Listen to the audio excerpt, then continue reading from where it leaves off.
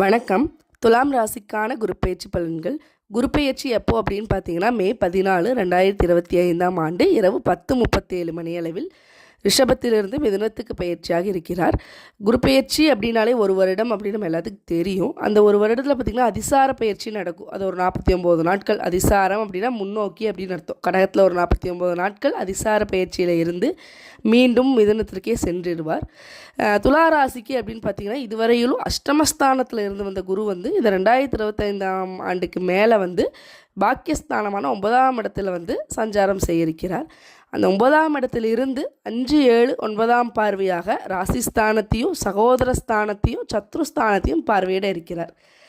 துலாம் ராசிக்கான குருப்பெயர்ச்சி பலன்கள் பற்றிய முழு விவரமும் வேணும் அப்படிங்கிறவங்க தேவைப்படுறவங்க கீழே நான் லிங்க் கொடுத்துருக்கேன், போய் செக் பண்ணி பார்த்துக்கோங்க. தேங்க்யூ.